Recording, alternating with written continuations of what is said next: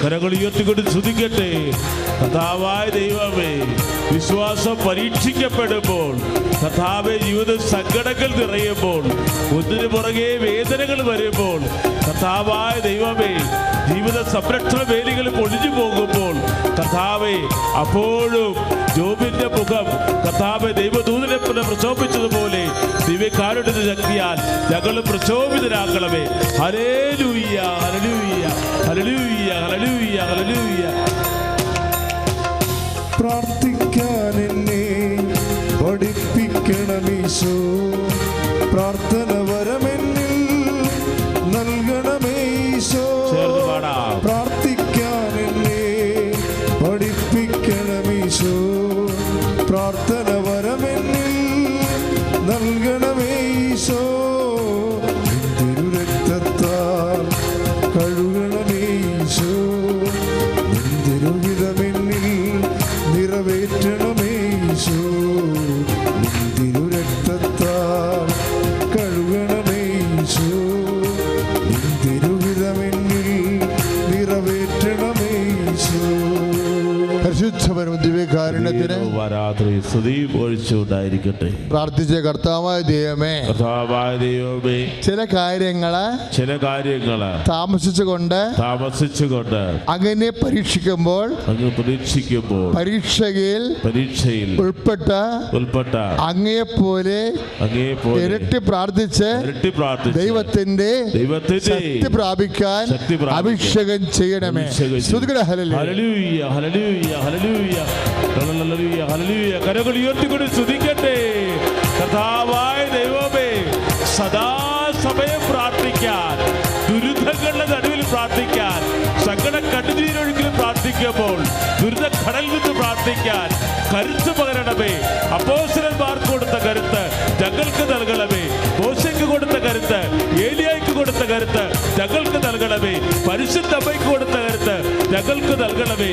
Hallelujah. പ്രാർത്ഥിക്കാൻ എന്നെ പഠിപ്പിക്കണമീശോ, പ്രാർത്ഥന വരമെന്നിൽ നൽകണമേശോ. പ്രാർത്ഥിക്കാൻ എന്നെ പഠിപ്പിക്കണമീശോ, പ്രാർത്ഥന വരമെന്നിൽ നൽകണമേശോ. കരങ്ങൾ ഉയർത്തി തിരുരക്തത്താൽ കഴുകണമേശോ, തിരുവിധമെന്നിൽ നിറവേറ്റണമേശോ. തിരുരക്തത്താൽ കഴുകണമേശോ, തിരുവിധമെന്നിൽ നിറവേറ്റണമേശോ. പരിശുദ്ധ പരമദിവ്യകാരുണ്യത്തിന് പരിശുദ്ധ പരമദിവ്യകാരുണ്യത്തിന്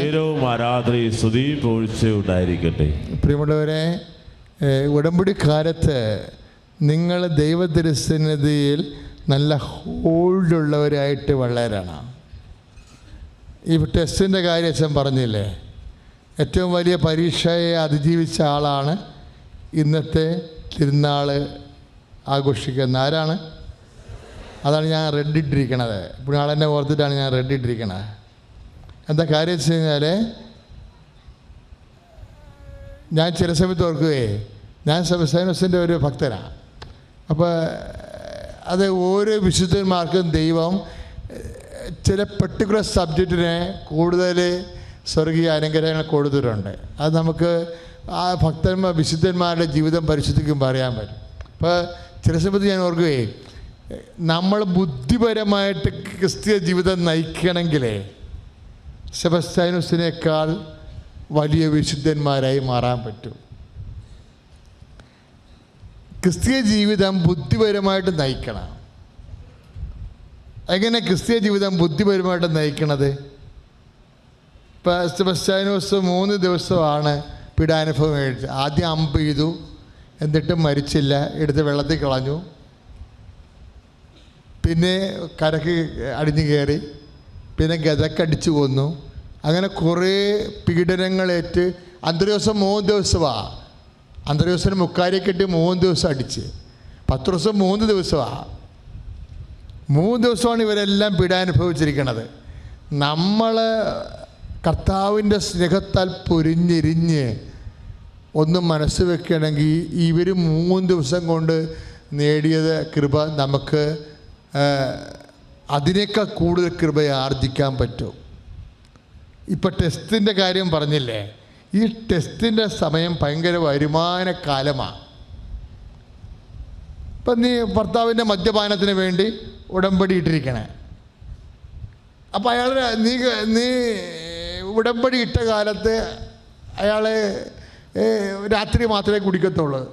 ഉടമ്പടി കഴിഞ്ഞപ്പോൾ അയാൾ വീട്ടിൽ കൊണ്ടുവന്ന് വെച്ച് കുടിക്കാൻ തുടങ്ങി. അപ്പം പൊട്ടിപ്പെണ്ണാണെങ്കിൽ അപ്പം തന്നെ എല്ലാ ചാപ്റ്ററും ക്ലോസ് ചെയ്ത് കളയും. അത് ആധ്യാത്മിക അറിവില്ലാത്ത കൊണ്ട് അങ്ങനെ സംഭവിക്കണം. അത് ഹെവി ടെസ്റ്റ്. അപ്പം തന്നെ ചില കേസാണ്. ഞാനിങ്ങനെ 89 തുടങ്ങി ശുശ്രൂഷയാണ് മക്കളെ. അപ്പോൾ ഓരോ കാര്യം ചില മരുന്ന് കേൾക്കുമ്പോൾ രോഗം മൂർച്ഛിക്കരുത്, എന്നിട്ടാണ് പിന്നെ അടങ്ങണത്. അപ്പം അങ്ങനെ കുറേ 89 തൊട്ട് 21 ലക്ഷം ആൾക്കാരെ കൗൺസ് ചെയ്തിട്ടുണ്ട്. അപ്പോൾ ദൈവത്തിൻ്റെ കൃപ പ്രവർത്തിക്കുമ്പോൾ അതിൻ്റെ ഒരു നേച്ചറുണ്ട്. അപ്പോൾ കാര്യങ്ങൾ അറിഞ്ഞില്ല എന്നുണ്ടെങ്കിൽ നമ്മൾ അപ്പം തന്നെ ഡൗൺ ആയി പോകും. ഡൗൺ ആകരുത്. അതൊക്കെ അതായത് ദൈവത്തിൻ്റെ സന്നിധിയിൽ എപ്പോഴും ദൈവത്തോട് പ്രാർത്ഥിക്കുന്ന കർത്താവെ പരീക്ഷയെ ജയിക്കാൻ ഇടയാക്കണമേ എന്നാണ്. കാരണം ഈശോ പറഞ്ഞു തന്നത് പരീക്ഷയിൽ ഉൾപ്പെടുത്തരുതെന്നാണ്. എന്താ കാര്യം എന്നറിയാമോ? പരീക്ഷ കറക്റ്റ് സമയം വന്നാൽ നമ്മൾ എല്ലാവരും തോറ്റുപോകും. പരീക്ഷ കറക്റ്റ് പരീക്ഷ വന്നാൽ. അതുകൊണ്ടാണ് ഈശോ അങ്ങനെ പറഞ്ഞിരിക്കുന്നത്. പക്ഷേ അതേസമയം തന്നെ മിനിമം പരീക്ഷ ഇല്ലാതെ നമുക്ക് വരുമാനം ദൈവകൃപ ഉണ്ടാകത്തുമില്ല. ഈ മിനിമം പരീക്ഷയുടെ സമയത്ത് പിടിച്ചു നിൽക്കാൻ കഴിയണം. പ്രയറിൽ തന്നെ, പ്രാർത്ഥനയിൽ തന്നെ. ഇപ്പോൾ ഉപവാസ ദിവസം എന്നൊക്കെ പറയുമ്പോൾ എന്താ, നമ്മുടെ ബോഡി ക്ഷീണം വരണ ദിവസമല്ലേ ഉപവാസ ദിവസം. ബുധനാഴ്ച അല്ലെങ്കിൽ ശനിയാഴ്ച നമ്മൾ ഉപവസിക്കല്ലേ. അപ്പോൾ ഉപവസിക്കണ ദിവസം തന്നെ എന്തുകൊണ്ടാണ് അവരുടെ ജോലി ശരിയാകണത്? അത് അത് ബലഹീനതയിലാണ് ദൈവത്തിൻ്റെ ശക്തി പ്രവർത്തിക്കണത്. അതാണ് അത് 2 കൊരിന്ത്യർ 12:9-10 വചനമാണ്. അപ്പോൾ എന്തെങ്കിലും അനുഗ്രഹം കിട്ടുന്നുണ്ടെങ്കിൽ അതെല്ലാം കൃപയുടെ തിയോളജി, ദൈവശാസ്ത്രം അനുസരിച്ചുള്ള മൂവ്മെൻറ്റ്സാണ് വരണത്. അപ്പം ഞങ്ങൾ ഉപവാസിക്കാൻ പറഞ്ഞാൽ നിങ്ങളിങ്ങനെ ഉപവസിക്കാതെ അളിയൻ വന്നപ്പോൾ ഉപവാസം മറക്കരുത്. സാഹിബിനെ കാണുമ്പോൾ കവാത്ത് മറക്കും ചില ആൾക്കാർ. അപ്പം തന്നെ വിശ്വസ്തത പോയി, ആ ഉടമ്പടി മൊത്തം ബ്രേക്കായി. നിങ്ങൾ പത്രം മേടിക്കുമായിരിക്കും, ചിലപ്പോൾ ഇവിടെ പുതുക്കി കിട്ടുമായിരിക്കും. പക്ഷെ നിങ്ങളുടെ കയ്യിരിപ്പ് കർത്താവിനറിയാം നിങ്ങൾ വിശ്വസ്തരല്ലെന്ന്. നിങ്ങളുടെ വീട്ടിൽ വിരുന്നുകാർ വന്നപ്പോൾ നിങ്ങൾ ഉപവാസം മറന്നു.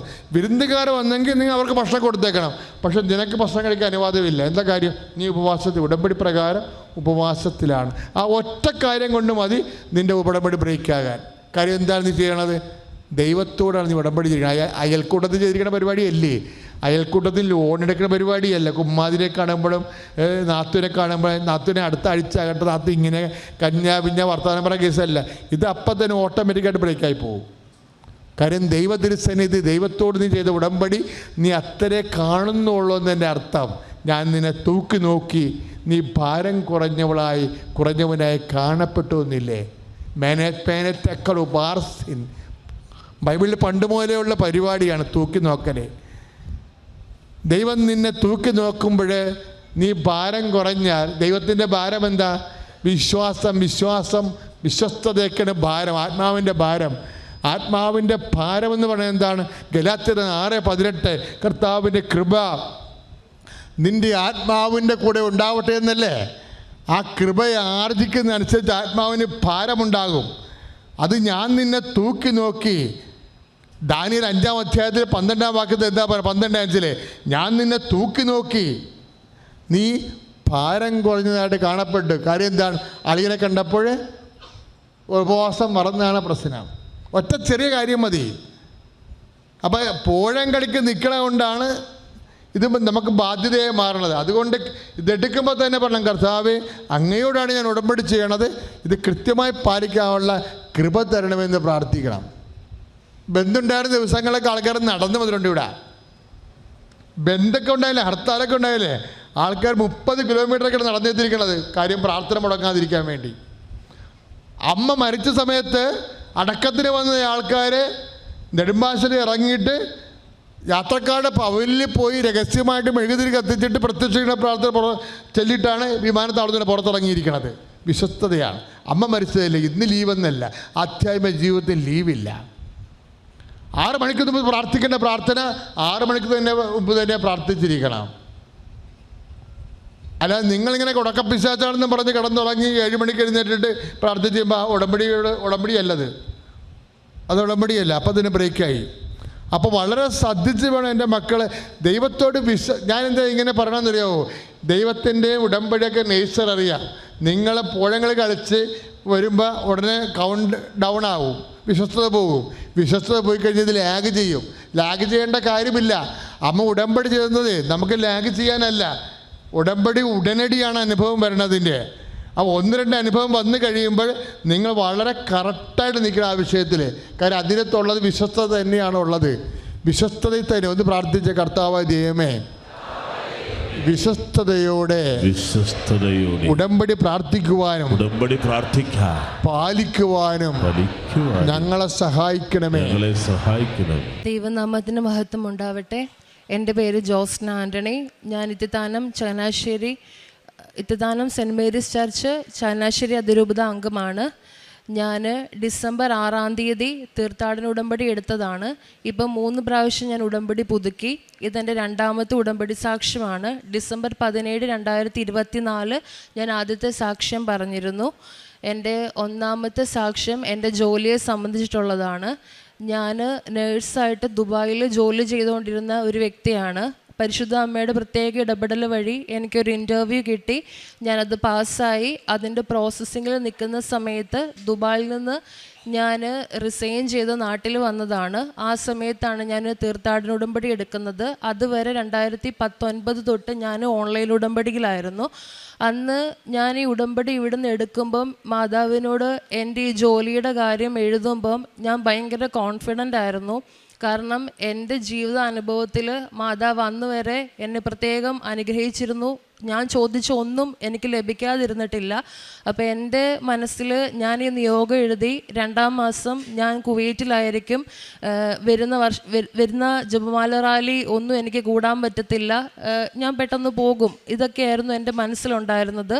പക്ഷേ ഉടമ്പടി മനുഷ്യൻ്റെ യുക്തിയിലല്ല, ദൈവത്തിൻ്റെ ശക്തിയിലാണ് പ്രവർത്തിക്കുന്നത്. കാലതാമസങ്ങൾ വരുന്നത് ചിലപ്പോഴൊക്കെ നമ്മൾ ഉടമ്പടി കംപ്ലീറ്റ് അങ്ങനെ അനുസരിക്കാത്തത് കൊണ്ട് മാത്രമല്ല, ദൈവത്തോട് നമ്മോട് സംസാരിക്കാനുണ്ട്. ദൈവത്തിൻ്റെ കൂടെ നമുക്കിരിക്കാൻ കുറച്ച് സമയം ദൈവം അനുവദിച്ച് തരുന്നതാണെന്നാണ് അതിൻ്റെ അർത്ഥം. എൻ്റെ നിയോഗത്തിലേക്ക് കടക്കട്ടെ. എൻ്റെ 1ാമത്തെ നിയോഗം എൻ്റെ ജോലിയാണ്. ഞാൻ പ്രോസസ്സ് സ്റ്റാർട്ട് ചെയ്തിട്ടാണ് റിസിഗ്നേഷൻ ചെയ്തിട്ട് നാട്ടിൽ വരുന്നത്. ആ സമയത്ത് എനിക്ക് അറ്റസ്റ്റേഷൻ നടക്കാൻ വേണ്ടി കൊടുത്തിരിക്കുകയായിരുന്നു. യൂഷ്വലി കുവൈറ്റ് അറ്റസ്റ്റേഷൻ ചെയ്യാൻ വേണ്ടിയിട്ട് 45 ദിവസം വരെ സമയമെടുക്കും. പക്ഷേ 90 ദിവസങ്ങൾ കഴിഞ്ഞിട്ടും എൻ്റെ അറ്റസ്റ്റേഷൻ നടന്നിരുന്നില്ല. ഞാൻ 1ാമത്തെ ഉടമ്പടി എടുത്ത് 90 ദിവസം കഴിഞ്ഞു. എൻ്റെ ഉടമ്പടിയിൽ ഒന്നും സംഭവിച്ചില്ല. 2ാമത്തെ ഉടമ്പടി പുതുക്കി പ്രാർത്ഥിച്ചുകൊണ്ടിരുന്നു, ഒന്നും നടക്കുന്നില്ല. ഞാൻ ഏപ്രിൽ മന്ത് വന്നിട്ട് ജോസഫ് അച്ഛനെ കണ്ടു. അച്ഛൻ എന്നെ ബ്ലെസ് ചെയ്തു. അച്ഛൻ എനിക്ക് വേണ്ടി മാതാവിനോട് പ്രാർത്ഥിച്ചിരുന്ന സമയത്ത് എനിക്ക് മാതാവിൻ്റെ മെസ്സേജ് വന്നു. മാതാവ് എന്നോട് സംസാരിച്ചു. 1 വർഷം കഴിയാതെ എനിക്ക് യാത്ര ചെയ്യാൻ സാധിക്കില്ല, കർത്താവ് പലതും എന്നെ പഠിപ്പിക്കാൻ ആഗ്രഹിക്കുന്നു എന്നുള്ള കാര്യം മാതാവ് എന്നോട് സംസാരിച്ചു. പക്ഷേ ഫസ്റ്റ് ഇത് കേട്ടപ്പം ഞാൻ ഒട്ടും മാതാവ് സംസാരിക്കുമ്പോൾ ഞാൻ ഇതിനോട് ഓക്കെ ആയിരുന്നില്ല. കാരണം എൻ്റെ ആഗ്രഹം നാട്ടിൽ നിൽക്കാൻ എനിക്ക് താല്പര്യമില്ല, എനിക്ക് പുറത്തു പോകണമെന്നുള്ളതായിരുന്നു. പക്ഷേ ദൈവത്തിൻ്റെ പ്രൊസീജിയർ ഇതാണ്, ദൈവം ആഗ്രഹിക്കുന്നത് ഇതാണെന്ന് അന്ന് ഈ അൾത്താരയുടെ മുന്നിൽ ഇരുന്ന് തന്നെ മാതാവ് എന്നോട് പറഞ്ഞു തന്നിട്ടുണ്ടായിരുന്നു.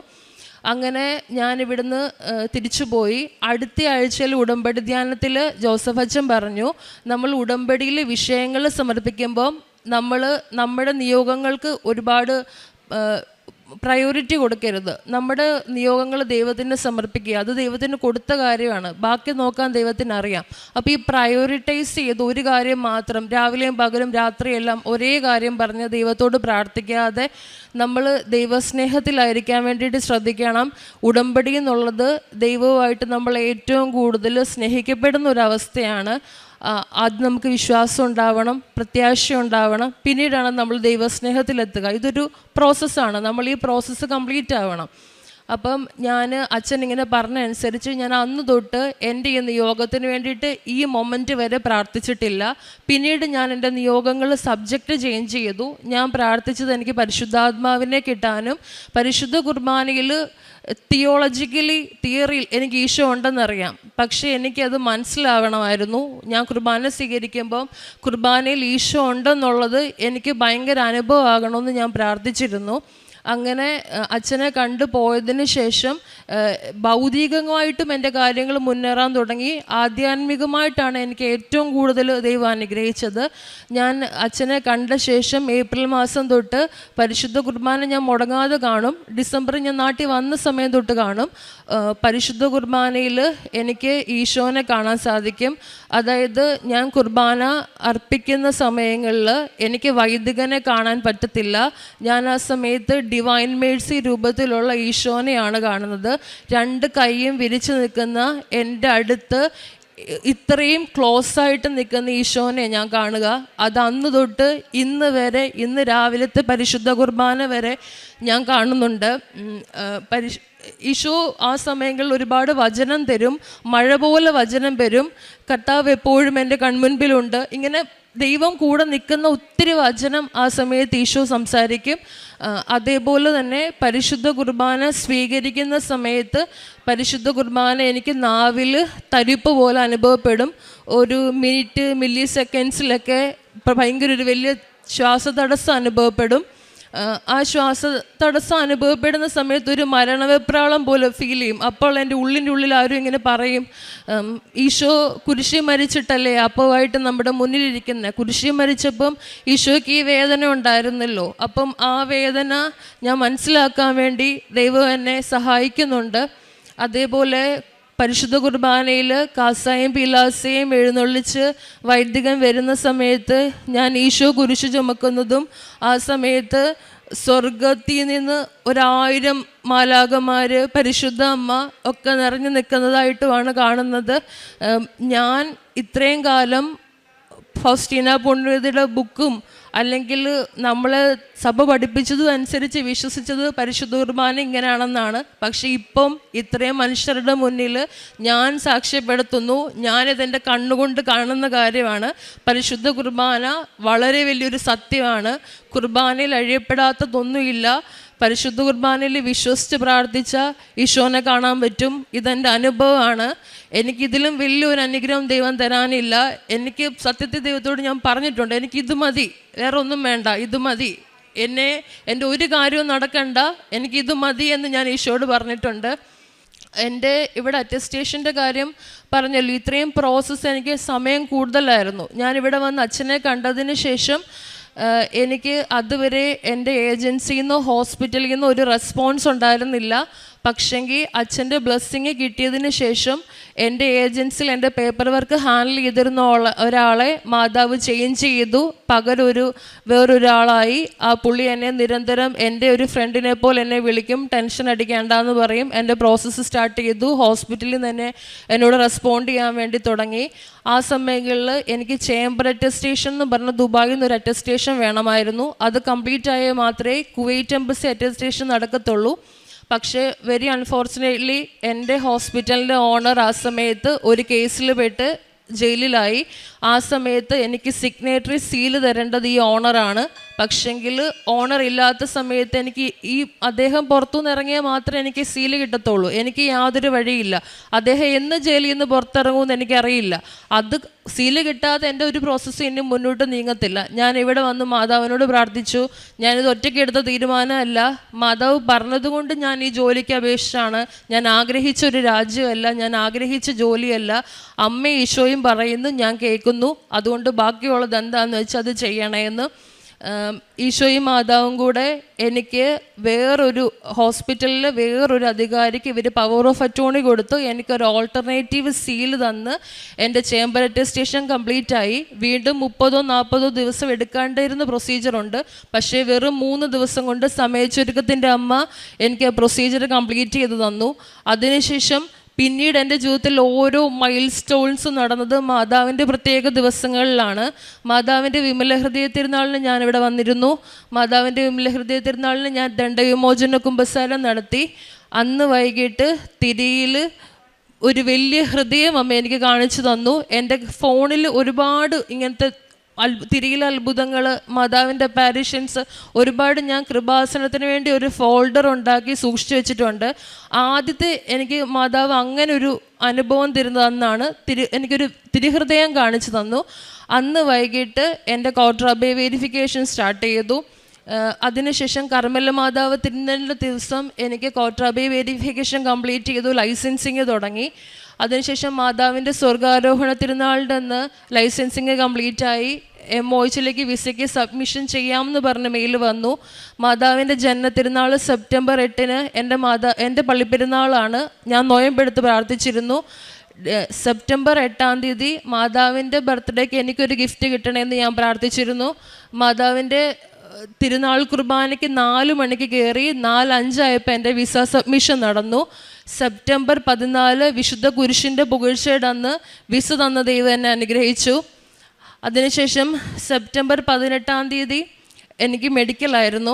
മെഡിക്കലിന് പോകുന്ന സമയത്ത് ഞാൻ തീർത്ഥാടന ഉടമ്പടി കഴിഞ്ഞു, 90 ദിവസം കംപ്ലീറ്റ് ആയി അടുത്തത്. അപ്പം ഞാൻ പുതുക്കണമായിരുന്നു. പക്ഷേ ഈ പ്രോസസ്സിൻ്റെ ഇടയ്ക്ക് ഓടുന്ന വഴിക്ക് എനിക്ക് ഇവിടെ വന്ന് പുതുക്കാൻ പറ്റിയില്ല. അപ്പം എൻ്റെ മനസ്സിൽ ഇത് കഴിഞ്ഞ് വന്ന് ഞാൻ ഉടമ്പടി പുതുക്കിക്കോളാം എന്നാണ്.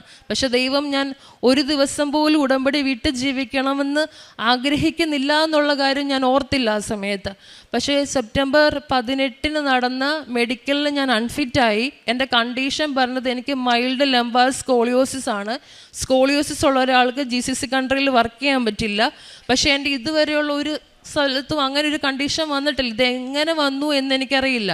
ഞാൻ ഒരുപാട് സംസാരിച്ച് നോക്കി. ഈ കണ്ടീഷൻ കാരണം എനിക്ക് പോകാൻ പറ്റത്തില്ല, അൺഫിറ്റ് ആണെന്ന് പറഞ്ഞു. എൻ്റെ സംശയം തീർക്കാൻ വേണ്ടി ഞാൻ പുറത്തത്തെ ഒരു ലാബിൽ പോയിട്ട് എക്സ്റേ എടുത്തു. എനിക്ക് അങ്ങനെ ഒരു കണ്ടീഷനുണ്ട്. പിറ്റേ ദിവസം വന്ന് അന്ന് ഞാൻ എങ്ങനെ കരഞ്ഞു എന്ന് എനിക്കറിയില്ല. ഇതിനാണെങ്കിൽ ഇതൊക്കെ മുന്നിൽ ഞാൻ ജനിച്ചപ്പോൾ തൊട്ട് ഇന്നിവിടെ നിൽക്കുന്നത് വരെ അറിയുന്ന എൻ്റെ ദൈവത്തിന് ഈ കണ്ടീഷൻ അറിയാൻ പാടില്ലായിരുന്നോ എന്ന് ഞാൻ എൻ്റെ ദൈവത്തോട് 1000 വട്ടം ചോദിച്ചു. കാരണം ഞാൻ എൻ്റെ ദൈവത്തെ കാണുന്നു, സംസാരിക്കുന്നു, കൂടെ നടക്കുന്നു. അപ്പോൾ എനിക്കൊരു അപകടം ഉണ്ടായി, എൻ്റെ ദൈവം അത് അറിയത്തില്ലേ എന്നുള്ള കാര്യത്തിൽ ഞാൻ ഈശോനെ ഒത്തിരി ക്വസ്റ്റ്യൻ ചെയ്തു. അന്ന് ഒത്തിരി ഞാൻ കരഞ്ഞ് പിറ്റേ ദിവസം ഞാൻ രാവിലെ എഴുന്നേറ്റു. ഞാൻ ഉടമ്പടിയിലല്ല, പക്ഷേങ്കിൽ ഞാൻ രാവിലെ എണീറ്റ് പ്രാർത്ഥനകളൊക്കെ ചെയ്തു. എന്നിട്ട് ഞാൻ വീണ്ടും ഒത്തിരി ഭയങ്കര ഇമോഷണൽ ബ്രേക്ക് ഡൗൺ ആയിരുന്നു അന്ന് ഞാൻ ഒത്തിരി കരഞ്ഞ് ഞാൻ ഇവിടെ അല്ലായിരുന്നു, ഞാൻ എറണാകുളത്ത് സ്റ്റേ ആയിരുന്നു. കാരണം ഞാൻ മെഡിക്കലിന് പോയതായിരുന്നു. ഞാൻ അവിടെ കിടന്ന് ഉറങ്ങുന്ന സമയത്ത് എനിക്കൊരു സ്വപ്നദർശനം ഉണ്ടായി. ഞാൻ ബാഗൊക്കെ ഇങ്ങനെ പാക്ക് ചെയ്യുവാണ്. എൻ്റെ ചുറ്റും കുറേ ആൾക്കാർ കൂടി നിന്നിട്ട് എന്നെ ഇങ്ങനെ കളിയാക്കുവാണ്. ഞാൻ ഫെയിലായിപ്പോയി, പരാജയപ്പെട്ട് എന്തൊക്കെ ഒത്തിരി ആൾക്കാർ ഇങ്ങനെ കൂവിയൊക്കെ വിളിക്കുക. ഞാൻ കരഞ്ഞുകൊണ്ട് ഞാൻ ബാഗൊക്കെ പാക്ക് ചെയ്യുകയാണ്. അപ്പോൾ എൻ്റെ തലയുടെ മുകളിൽ ഒരു ഷെൽഫുണ്ട്. അവിടുന്ന് ഞാൻ 2 എന്തോ എടുത്ത് ബാഗിൽ വെച്ചതൊരു ക്രൂശിത രൂപവും ഏതൊരു മാതാവിൻ്റെ സ്റ്റാച്ചു മാത്രമാണ്. അത് ഞാൻ എടുത്ത് ബാഗിൽ വെക്കാൻ തിരിയുമ്പോൾ ആരും എൻ്റെ കാലിൽ ഇക്കിളിയിട്ടു. ഞാൻ തിരിഞ്ഞു നോക്കുമ്പം കരുണയുടെ രൂപത്തിലുള്ള ജീവനുള്ള എൻ്റെ ഈശോയായിരുന്നു.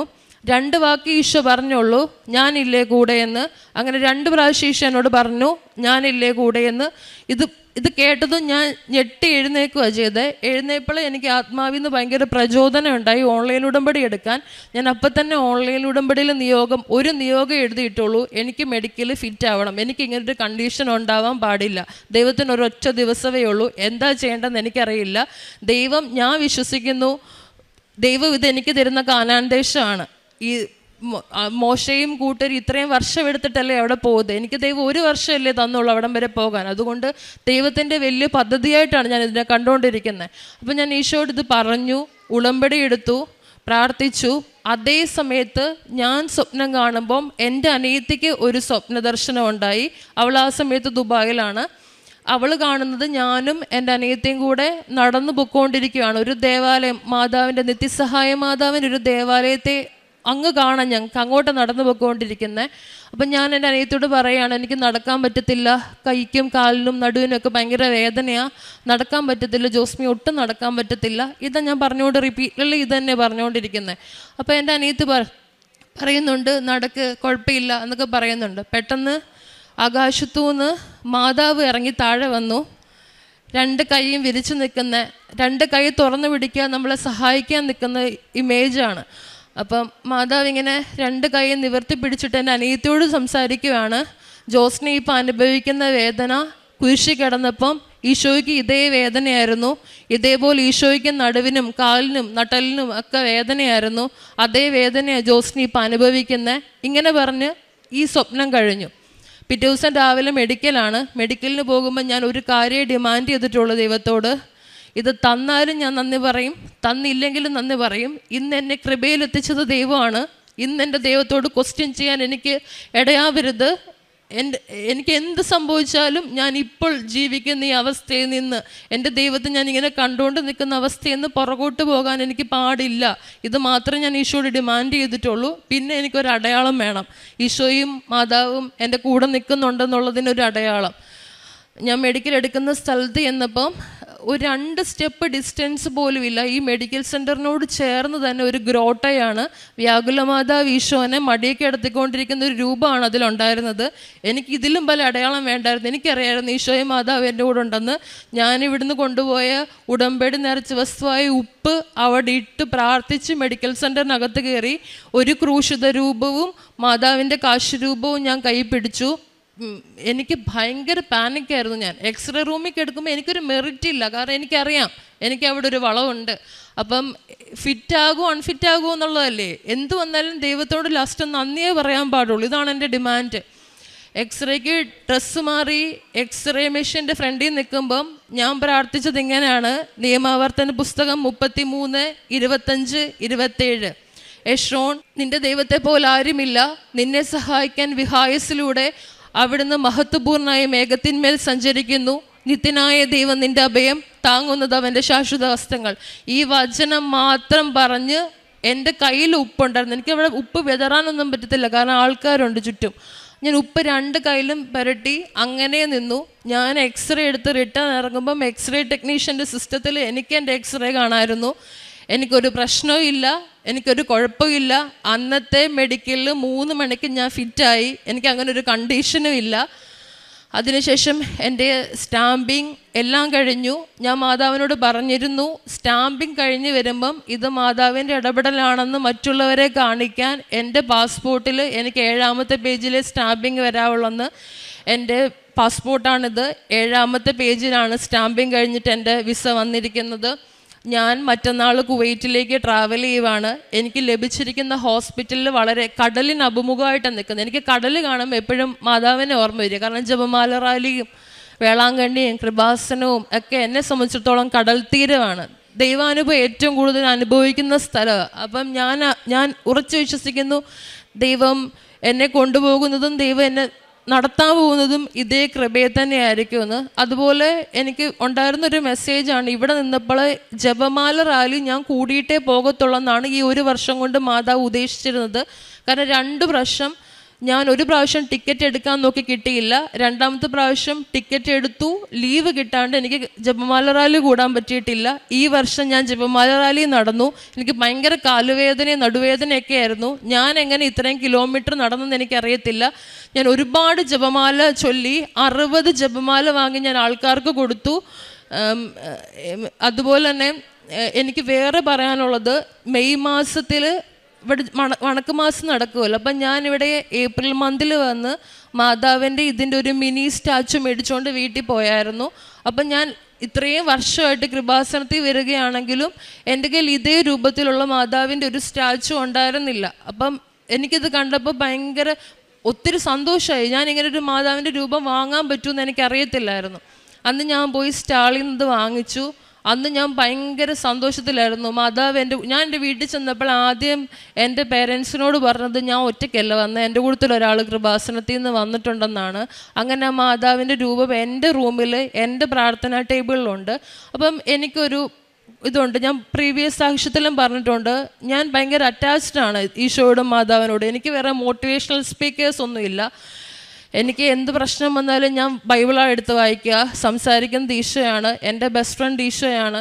എനിക്കൊരു വലിയ അഫെക്ഷനുണ്ട് ദൈവത്തോട്. അപ്പം അതിൻ്റെ ദൈവം തന്ന വലിയ കൃപയാണ്. അപ്പം ഞാനിങ്ങനെ ഈശോയുടെ മാതാവിൻ്റെ കൂട്ടത്തിലിരുന്ന് സെൽഫിയും ഫോട്ടോയൊക്കെ എടുക്കും. ഇങ്ങനെ ചെറിയൊരു സൈക്കോസിസ് എനിക്കുണ്ട്. ഞാൻ ഒറ്റയ്ക്ക് ഇരിക്കും, ഇവരുടെ കൂട്ടത്തിലൊക്കെ ഇരുന്ന് ഇങ്ങനെ സെൽഫി എടുക്കാത്ത ഫോണിലിടും. ഇത് ഞാൻ നോർമലി ചെയ്യുന്നൊരു കാര്യമാണ്. ഒരു സൺഡേ മെയ് മാസത്തിൽ എനിക്ക് മെയ് 21 എനിക്കന്ന് ഭയങ്കര സങ്കടമായിരുന്നു. കാരണം എൻ്റെ പ്രൊസീജിയർ ഇതാണ്, എൻ്റെ പ്രോസസ്സ് ഇതുകൊണ്ടാണ് ഡിലേ ആകുന്നതെന്ന് എനിക്കറിയാം. പക്ഷേ ഒത്തിരി പേരിങ്ങനെ ചോദിക്കുമല്ലോ, എന്താ പോകാത്ത, എന്താ നടക്കാത്ത. അപ്പം എനിക്കറിയാം ഇത് ഇപ്പോഴേ പോകത്തുള്ളൂ എന്ന്. കേൾക്കുന്നവർക്ക് ഇത് എങ്ങനെയാണെന്ന് മനസ്സിലാവില്ല. കാരണം മാനുഷികമായ ചിന്തയിൽ ഇത് വർക്കാവത്തില്ലല്ലോ, മറ്റുള്ളവർക്ക് പറഞ്ഞാൽ മനസ്സിലാവത്തില്ല. ഇത് മനസ്സിലാകണമെങ്കിലേ ദൈവം അനുഗ്രഹിക്കണം. അപ്പം ഞാൻ ആൾക്കാരിങ്ങനെ ഒത്തിരി കുത്തി സംസാരിക്കുമൊക്കെ നടക്കും, ഈശോയ്ക്ക് അറിയാം എന്ന് മാത്രമേ ഞാൻ പറയത്തുള്ളൂ. ആൾക്കാരോട് ചോദിച്ചിട്ടുണ്ട്, എങ്ങനെ ഇത്രയും ധൈര്യത്തിലൊക്കെ നിൽക്കാൻ പറ്റും, ഇത്രയും വർഷമായില്ലേ, 1 വർഷത്തോളമായില്ലേ നാട്ടിൽ വന്ന് നിൽക്കുന്നത്. പക്ഷെ എനിക്ക് പേടിയും ടെൻഷനൊന്നുമില്ല. ഞാൻ ഭയങ്കര സന്തോഷത്തിലാണ്. ഒരു കുർബാനയെങ്കിൽ ഒരു ദിവസം അർപ്പിക്കാമല്ലോ എന്നുള്ള സന്തോഷത്തിലാണ് ഞാൻ നിൽക്കുന്നത്. ഇപ്പോഴത്തെ സങ്കടം അതാണ്, ഇനി കുർബാന എങ്ങനെ കാണും, അതാണ് എൻ്റെ ടെൻഷൻ. അപ്പോൾ അന്ന് സൺഡേ ആണ്, കുർബാനയ്ക്ക് പോകണം, ഉച്ച കഴിഞ്ഞിട്ടാണ് പോകുന്നത്. അന്ന് എനിക്ക് ഒത്തിരി എന്തോ സങ്കടമുള്ള ദിവസം. ഞാനിങ്ങനെ മാതാവിൻ്റെ സ്റ്റാച്ചുവും പിടിച്ച് മാതാവിനോട് കുറേ വർത്താനം പറഞ്ഞു, കരഞ്ഞു. ഇതേ മാതാവിൻ്റെ രൂപം കെട്ടിപ്പിടിച്ച് കുറച്ച് സമയം കിടന്നുറങ്ങി. എഴുന്നേറ്റിട്ട് പള്ളിയിൽ പോവാണ്. പെട്ടെന്ന് എനിക്ക് തോന്നി ഫോട്ടോ എടുക്കണം, എനിക്കുള്ളതാണല്ലോ ഇങ്ങനെ. അതുകൊണ്ട് ഞാൻ ഒരു സെൽഫി എടുത്തു മാതാവുമായിട്ട്. അപ്പോൾ ഈ സെൽഫി എടുക്കുന്ന സമയത്ത് എൻ്റെ ഫോണിൽ ഫ്ലാഷ് ഓണായി. പക്ഷേ എൻ്റെ ഫോണിൽ ഫ്ലാഷ് ചേഞ്ച് ചെയ്തിട്ടാലേ ഫോട്ടോ അങ്ങനെ ഫ്ലാഷ് ഓൺ ആവത്തുള്ളൂ. 2 പ്രാവശ്യം ഫ്ലാഷ് വന്നു. അത് ഞാനപ്പോൾ മനസ്സിലോർത്ത് തന്നു ഇപ്പോൾ ഫ്ലാഷ് വന്നേന്ന്. പക്ഷെ ഞാനപ്പോൾ ചെക്ക് ചെയ്യാനൊന്നും പോയില്ല.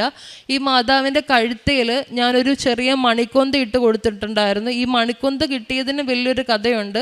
ഇത് മാതാവ് എനിക്ക് തന്ന കൊന്തയാണെന്ന് ഞാൻ വിശ്വസിച്ചിരുന്നതാണ്. കാരണം എനിക്കൊരു അപരിചിതൻ, ഒരു പാകിസ്ഥാനി മനുഷ്യൻ എനിക്ക് കൊണ്ടുതന്നിരുന്ന, ദുബായിലായിരുന്ന സമയത്ത് കൊണ്ടുതന്നിരുന്ന ഒരു കൊന്തയാണിത്. ഞാൻ ഒരു പ്രാവശ്യം ഈ കൊന്ത എനിക്ക് വേണ്ട, ഇത് പലരും ഉപയോഗിച്ചതല്ലേ, എന്തെങ്കിലും അസുഖം വരും, കുറേ ആൾക്കാരെ കയ്യിൽ നിന്ന് മാറിയതായിരിക്കും എന്നൊക്കെ പറഞ്ഞ് ഞാൻ ഈ കൊന്ത ഉപേക്ഷിച്ചതാണ്. പക്ഷെ എങ്ങനെ പോയാലും 2ാം പോക്ക് ഈ കൊന്ത എൻ്റെ കയ്യിൽ തന്നെ തിരിച്ചു വരും. ഇതെങ്ങനെ വരുന്നെന്ന് എനിക്കറിയത്തില്ല. അവസാനം ഞാൻ പാക്ക് ചെയ്ത് നാട്ടിൽ വരുമ്പം വീണ്ടും ഈ കൊന്ത എൻ്റെ കയ്യിൽ, അങ്ങനെ കൊന്ത കൊണ്ടുവന്നതാണ്.